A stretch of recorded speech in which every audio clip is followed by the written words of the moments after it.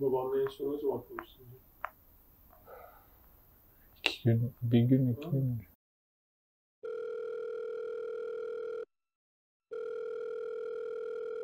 Merhaba baba. Merhaba. Nasılsın? İyiyim, sağ ol. Sen nasılsın? Ne yapıyorsunuz? Evde uğraşıyoruz ya. Baba sen hangi takım tutuyorsun Türkiye? Ben mi? Ha. Söyle.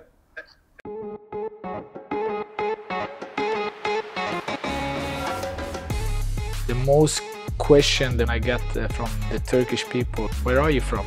What are you? But that was a question I always got to tell everybody around in the city that asked me was like, you're not Swedish, you're not Turkish, you're saying you're Süryaniyim, what is Süryaniyim? No, I'm here in Turkey, I feel like a Turkish guy, but still I'm a Süryaniyim. That I'm born and raised in Sweden, I also feel like a Swedish guy.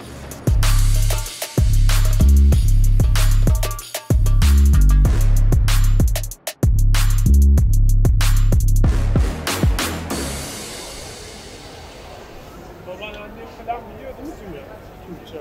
Annem Annem biliyor mu? önce biliyor. yok, şimdi öğreniyor. Baba biliyor. Baba biliyor, full biliyor. Annem anlıyor. Şimdi biraz daha iyi konuşuyor. Kardeşim biliyor mu? O da öğreniyor şimdi. Hep Türk dizi izliyor ya. Teşekkür ederim. Father is born in Mardin Midyat, and my mother is born in Lebanon, in Beirut.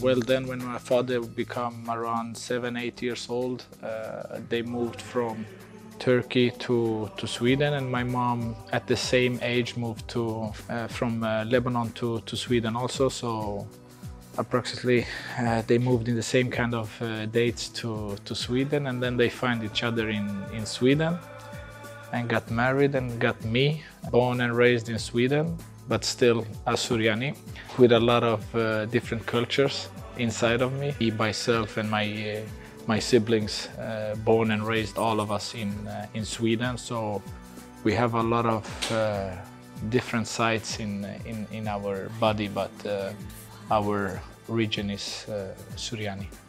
Now, of course, I know a lot of things about Mardin. We already have our own house there.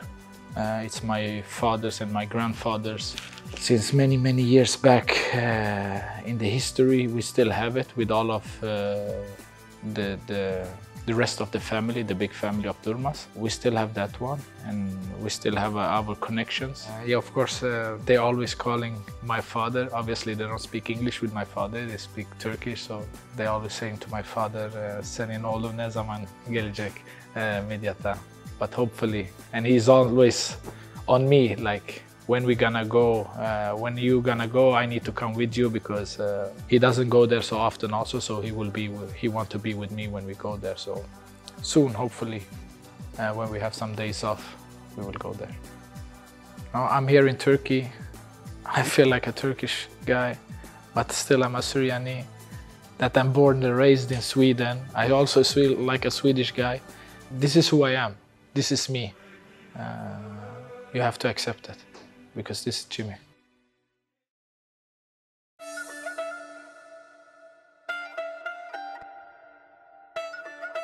We have a big football family.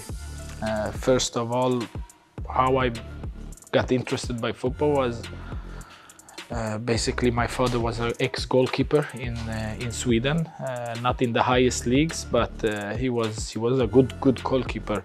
But back then he stopped playing football at a young age, so I followed him when I was 2 years old. 3 years old, I followed him to the trainings, and I played with all the people there, with his friends. I was playing football, so It was where I grew up with the football and always in the house because all of the family members are football players. That was also a big factor in my life because I had a idol with my father was a football player, and then my uncle was a football player, and then my cousin was a football player also living in my house with us in our city was a football player. So I always was close to them always wanted to live this dream.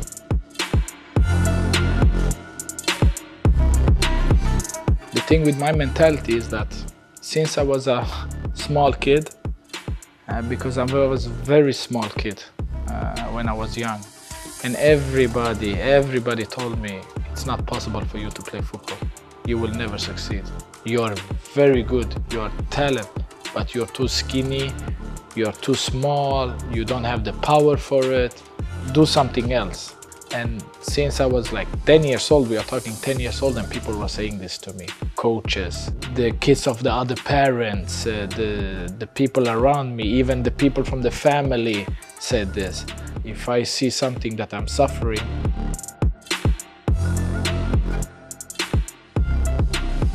I know that I've been suffering a lot before, so I need to step up, to show, and not let anybody down in my family, that I show that I'm strong and I will be able to conquer everything I need to conquer to succeed. And so far, I've done it.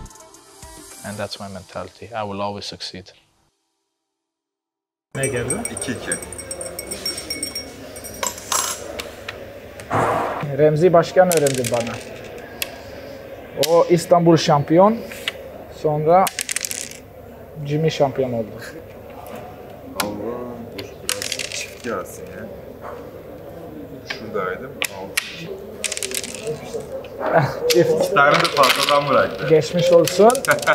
Şöyle yapıyoruz. Eve git, Eyvallah. çalış kardeşim. Tebrik ederim, eline sağlık. Güzel oyun. Türk asıllı futbolcu Jimmy Durmaz, İsveç-Almanya maçının son saniyelerinde yaptığı faul nedeniyle İsveç taraftarlarının ırkçı saldırılarına hedef olmuştu. Takım arkadaşlarının moral verdiği Durmaz'a İsveç halkından da büyük destek var.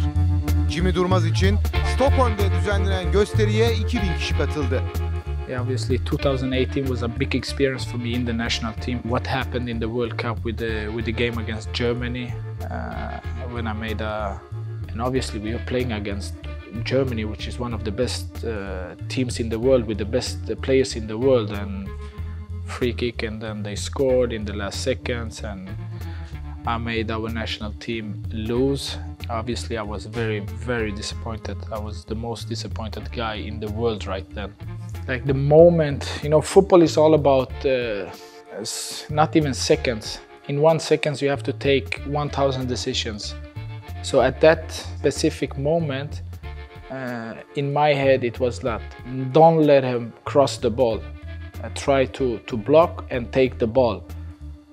And I slide tackle, and he made a good dribble against me, and I took his foot instead. So it was like, okay, let's go. It's a free kick. It's in a not such a dangerous place to shoot directly, but it's a big threat because it's a dangerous free kick. And then you have players like Toni Kroos. I think if he shoots this free kick 10 more times, maybe he scores 1 goal like this, maximum. And that was the day for him. But when I saw it go in, it was a tough moment.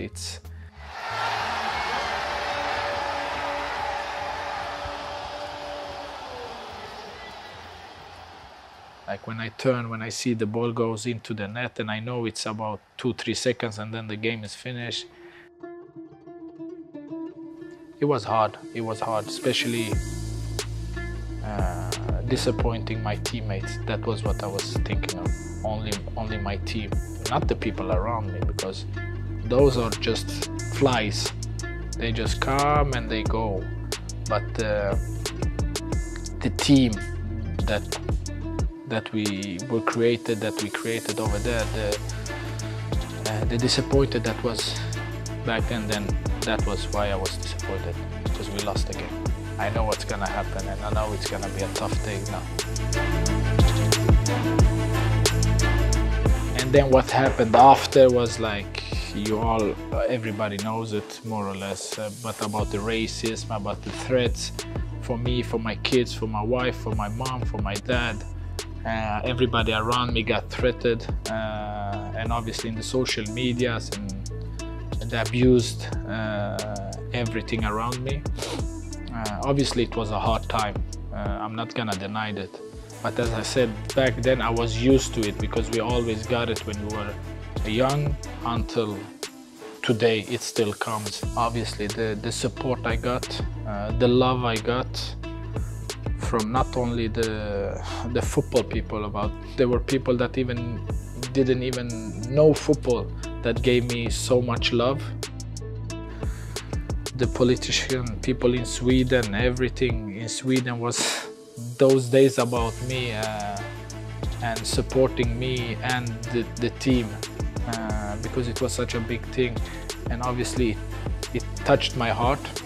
I felt very, very emotional in a good way with them, because it's a nice thing to have, to see that there is still good people in this world, and the good people will always win against the bad people. Hocam. Ya hocam sen neredesin? Ne yapıyorsun? Neredesin şimdi? Hukkabaz mısın? Hangi hukkabaz? Yarın antrenman var hocam.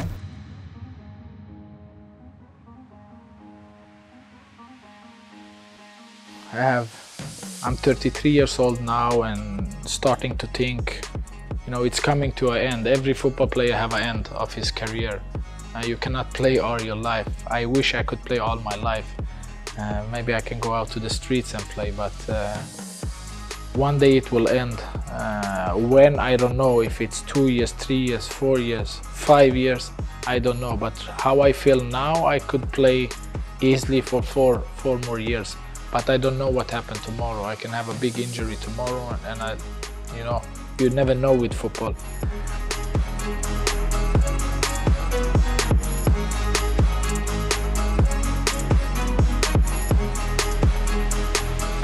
So obviously you make, in this kind of ages, you start to make plans what's coming after the football, and I have some ideas in my head that I would love to do. Hopefully it will be like this also. It will be, not hopefully, I will do it.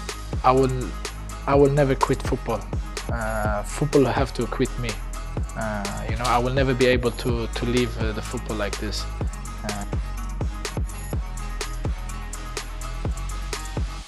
I will have it in my life until I die.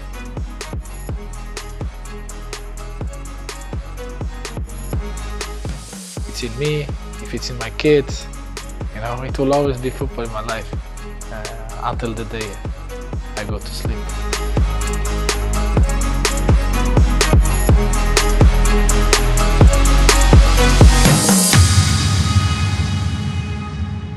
Söyle. Fenerliyim. Ya bak Fenerli.